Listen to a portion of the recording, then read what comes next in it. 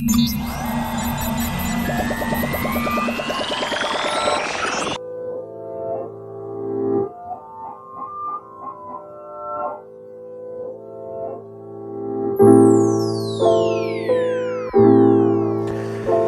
afternoon and welcome to the Halcyon podcast. My name's Long Rising. I'm going to be your host for this episode.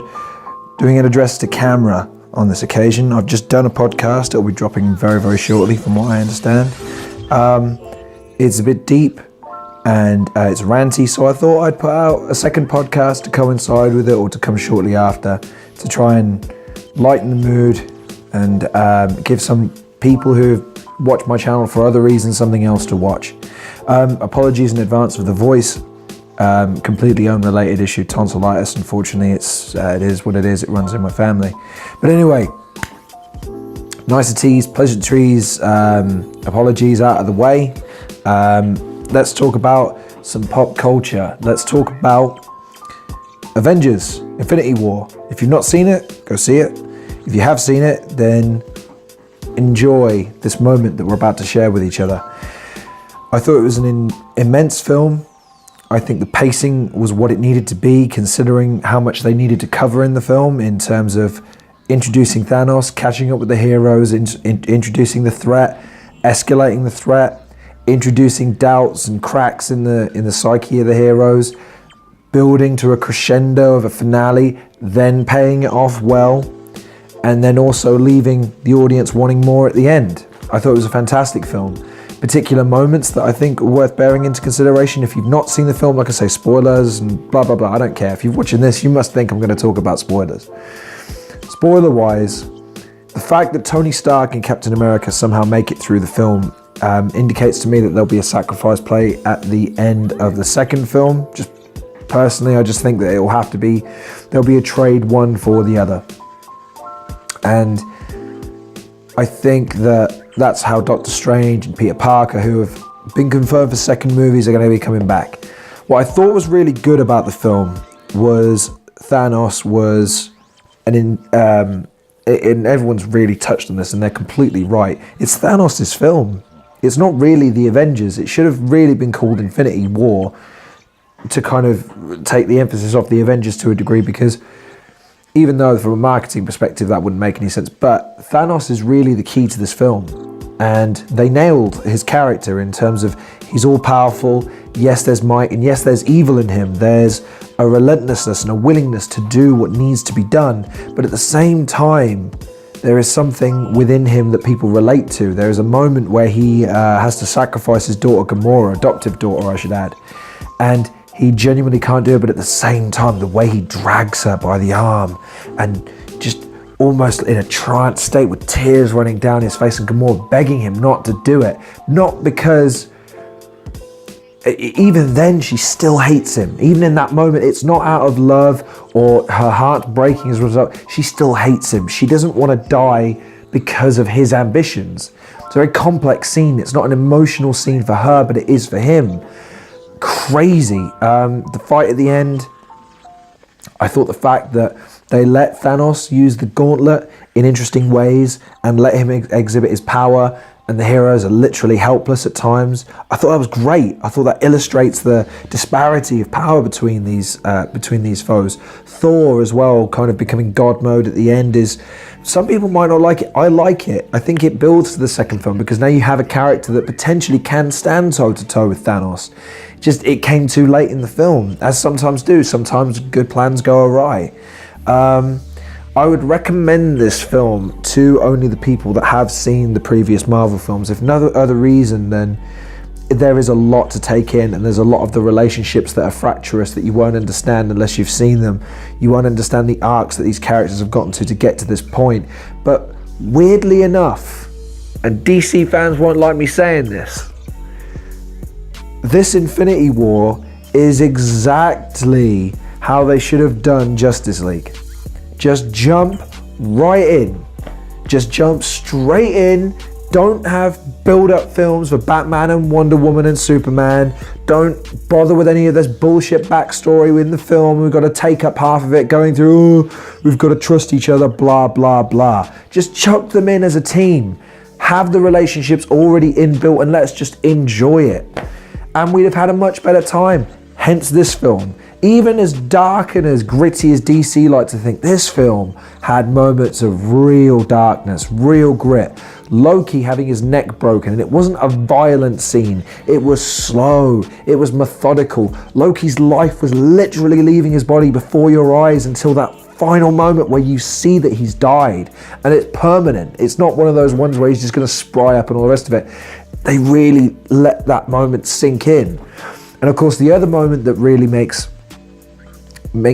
a degree of, it doesn't make much sense from my perspective. There's a moment where they have Thanos almost cornered. They have him, 4 or 5 of them have managed to somehow overpower him, which continuity-wise makes no sense considering that at the beginning of the film he goes toe-to-toe with the fucking Hulk and makes him his bitch. So you can't tell me Steve Rogers is catching a punch or anybody else is going toe-to-toe with him except for Thor, who's demonstrated a commensurate level of strength. Anyway, point being, he's hung up, he's caught, he's in a trance, they're about to pull the gauntlet off, and for some reason, Star-Lord just loses it and starts nailing him in the face. Now, I'm sorry. I get he's broken up inside about his girlfriend, but you wouldn't just wait 30 seconds to just let them get the gauntlet off, and then he's so much more fallible so you can hurt him even more. Come on now, come on. It's just silly, but what are you gonna do? It was a moment of tension. You all saw it come in, and like, personally, here's what I don't understand. If they're all tied up, fair enough. And I guess he was the only one that wasn't tied up, hence why someone didn't just grab him and say, whoa, wait, just wait over there for 5 minutes. It just it was a weird scene. But the fact that Thanos was, again, come back to the point of Thanos being the central point of this film, not necessarily the gauntlet or the stones, it's Thanos and his journey. The fact that he can use the stones to warp reality, use power, to throw chunks of a nearby moon and planet at them, it was intense. And the culmination of the film being what it was, which is the snap of the fingers and half the population of the universe are gone, but there's conjecture, and I'll get to that in a moment, about what that actually means. I personally think, and in fact I'm gonna start right there. I hate when people say that. I personally, like, who cares? I think that they're deady buys. There's theories going around that they've been transported to an alternate planet or an alternate reality, so that's where they are. Did it again. I think because of the pain and anguish that Peter was experiencing, for instance, that it's an actual death. They're not being transported. It's just that others, it was happening to them. They didn't quite understand it. Whereas Peter could obviously, he had a sensation, he could feel it, and he felt he was dying. Also, just a little thing, and I don't know how many people have picked up on this, the way the effect runs up the body, and it only leaves the eyes last, because of course that's the thing that people look at when they look at each other. It's the way that we kind of communicate subconsciously or without consciously thinking about it. It's just such a lovely little touch to really hammer home this moment, and they just leave it for 5 minutes. Must be around 5 minutes or a little bit less. But it's not just and the film ends. You're left with this notion that he won. They lost. Half them, they're gone. They're dead. Crazy. Absolutely insane. To put my reviewer hat on for a second, graphically this film is insane. Absolutely magnificent. The surprises that they managed to pack in the way that the story plays out. With Red Skull's ultimate fate finally revealed, Peter Dinklage making an appearance as a dwarf, but a giant dwarf who make the Dwellner armor, so the gauntlet and the hammer for Thor. Also, the fact that each individual character arc, they brought their own flavor to this film. So, Iron Man, Doctor Strange, the Avengers, the Guardians of the Galaxy, Black Panther, all of this is sort of amalgamated into this film, and it all feels right. It all feels like a giant comic book movie. It's a fantastic film. It really is. And anyone that tells you any different is probably either not a fan of the series, or perhaps they didn't grasp the fact that there was a lot to get through in this film and a lot of people to accommodate. If I'm going to make a couple of judgment calls on it though, a couple of things that I thought were, I don't know, kind of superfluous was, I still don't really buy the Scarlet Witch Vision thing. I get in the comic books it was a relationship and they had a very weird on and off thing because he was human, then he wasn't, and they had kids and then they didn't. But on screen, I've just never bought those two in terms of having a relationship. I don't know why. I just don't look at those two and think, yeah, I buy them, that they're in a relationship. Maybe that's just me. They're good actors and all the rest of it, but I just didn't buy them. I will say this though, at the end with the build-up, so again, spoiler alert, the build-up to the moment where she actually destroys Vision and destroys the Mind Stone, and then Thanos is just... The way, that's a critical thing about Thanos' character in this film, is that there's only a few moments where he's surprised. Every other time, we're meant to be surprised as the audience, and we are. And yet he's so cool and calm and collected. Why? Because he knows something we don't. He's got a gauntlet with some power on it, and you just don't think that, oh, Peter Quill, shoot her then. Come on, shoot her. I've already turned the gun into a bubble gun. So it doesn't matter if you do or you don't. It's funny to me just to watch you suffer. At the end, when she does that and she's like, finally it stops, it's like, I have all these other stones I could use. Time stone, dude. Done. Bring it back. And the way he almost plucks it out of his head and then sort of dusts it off and puts it in. Crazy. The amount that they didn't hold back in this film. And that's the one thing I think I'll take away. They didn't hold back. In Justice League, you could always feel that their actions are being guided to a certain extent. It's about what they thought everyone wanted them to do, rather than just doing what they knew would work. In this film, they didn't shy away from showing Vision getting killed, or other people being killed, or Loki being killed in a really brutal way. They did it because it was right for the story, and it will pay dividends for the second one, because the second one is not actually part 2 anymore. From what I'm reading and seeing, it's a completely separate film that takes its tones and narrative from this one, but it's not the second part of the story, so it's not going to pick up necessarily. But it's time travel, because of course it is, so we'll have to see what happens. So, long and short, Avengers Infinity War. It's tough to rank it though, because I still think Avengers is a superior film in terms of its entertainment value, but I've seen it to death. It's not quite as good as Avengers. Infinity War is much better than Ultron, but it's not quite as good as Avengers. So just know that going in, there's a lot to go through, and it doesn't make it a bad film. It's just they got through a lot in 2.5 hours, and there's less heart in this film, and there's a reason for that. Thanos is the reason for that. Anyway, so that's Avengers Infinity War. So I'd recommend you go see that. Red Dead 2 has dropped. The trailer has dropped, I should say. And damn, does that look like it's going to be an interesting game. John Marston has shown up with freshly stitched up wounds on his face.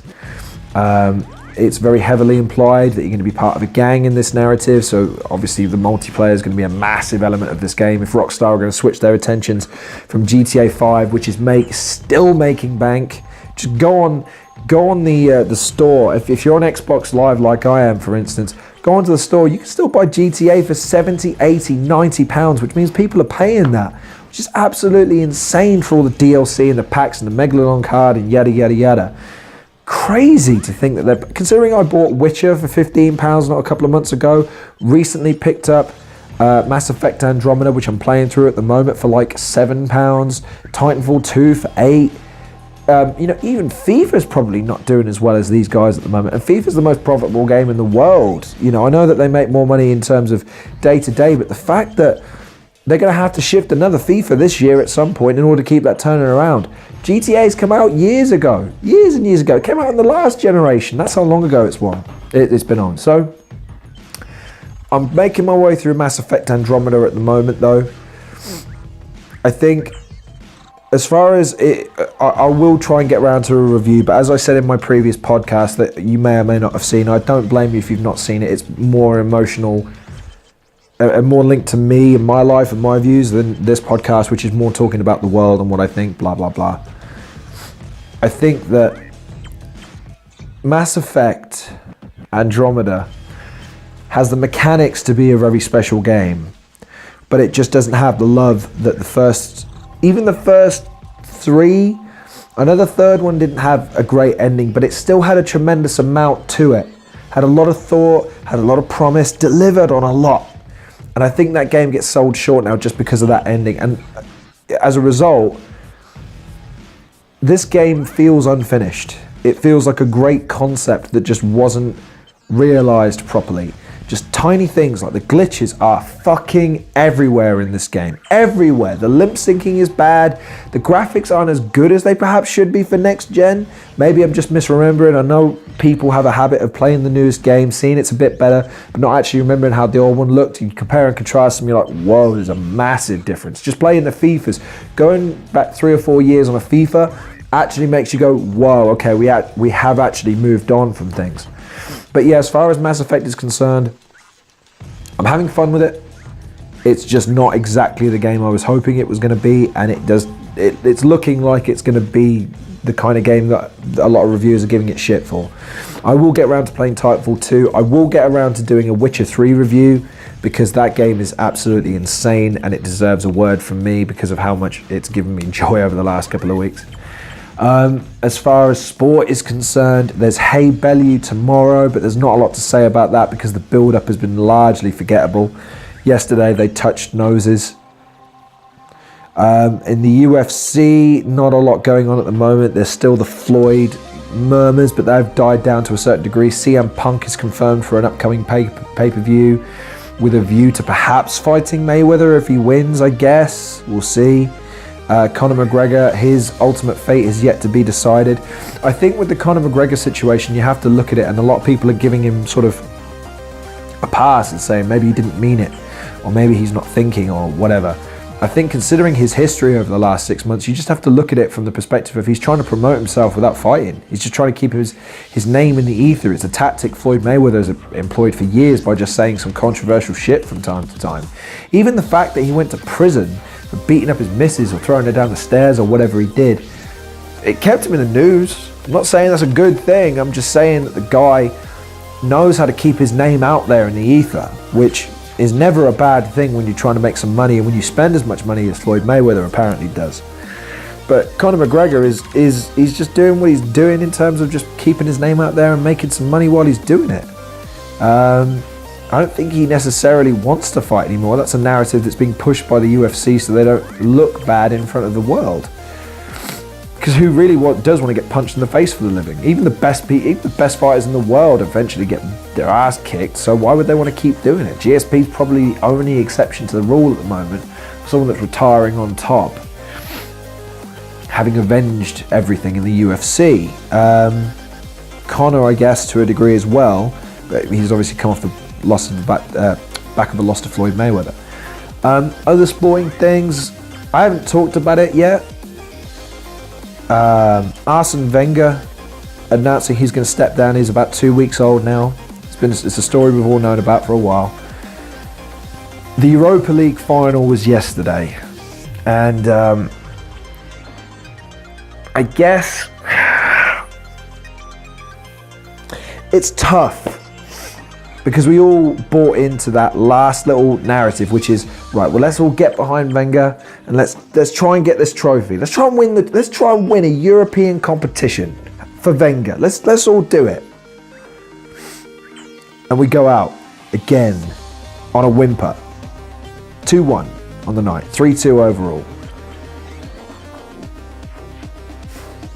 All because of 5 minutes at the end of the first match, where they got the away goal. They shouldn't have done. We dominated them. Unbelievable. And all it does is serves to highlight the fact that Wenger had to go. People will say that he deserves a modicum of respect, and he does. He deserves a lot of respect. But like I've been saying all along, all these motherfuckers that have spent the last 7 years, probably. Let's be honest. Let's not say it was past 3 or 4. No, it's more like 7. More like 7 years people have been saying he needs to go. Okay, fine. Now you don't get to praise him now. You have to keep your narrative, which is he had to go, and it's a good thing he's going. You can't sit there and go, oh, he's been a great servant to the game, he's changed the game, blah, blah, blah. You don't get to sit on that side of the fence and curry public favour. And if you have, you're a piece of shit. Me, I was always advocating the what if situation. No, I'm not happy, but who's going to replace him? On balance, is he actually doing a bad job? I don't know. As an Arsenal fan, it's very easy to become apathetic with the results, but the fans started voting with their feet, which is always going to be the right thing to do instead of pissing and complaining. If you don't want to watch it no more, don't watch it. Or support the team, one or the other. It's what I've always said. And now they voted. They didn't turn up, half-empty stadiums a couple of weeks in a row, and the board says, right, guess we've got to make a decision then, don't we? It's still sad. Arsene Wenger has been manager of Arsenal for almost as long as I've been alive. So to think of him not being at the club anymore is a very, very alien concept indeed. And I think a lot of younger Arsenal fans are going to appreciate the severity and the seismic nature of this in years to come. No word yet on who the replacement's going to be. There's a bunch of names. The odds list goes on and on. There's so many people that are in the running for this job apparently. But none of them really titillating, if you excuse the expression. If I got my wish, it would probably be Mikel Arteta. If no other reason, then you need the transition manager. You have to. Every big football team that's gone from one manager to the next, from a big manager to a lesser known one, or one that's had to come in, has never had a good time. Never had a good time. So you have to bring in somebody who's going to keep the ship from sinking for 2 years, to let there be some time to breathe, to let the old methods properly die, and then bring in another guy with new philosophies and a fresh, clean slate. That has to be the case, but it won't be. They'll bring in someone and sign into a 5-year deal, and they'll get sacked in 2 years, because that's how football works now. So I think we've covered everything that I wanted to cover. Infinity War, Red Dead 2 trailer looks good. Can't play God of War, don't have a PlayStation. Saw the new Star Wars film the other day. Not new anymore, it's about 7 months old, but saw it. Doing a review on it soon, so sit tight on that. A few YouTube updates, I guess, because this is my show. I'm going to start treating this more like an actual show rather than just talking points. YouTube. I'm toying with changing the channel up. As indicated in my last podcast, we'll see. We'll see how that goes.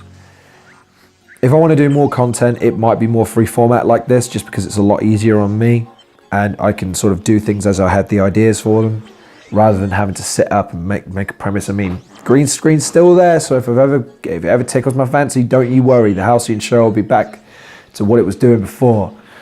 As far as other YouTubers are concerned, Cinematic Venom and I have been talking a bit more now, which is nice. Good lad.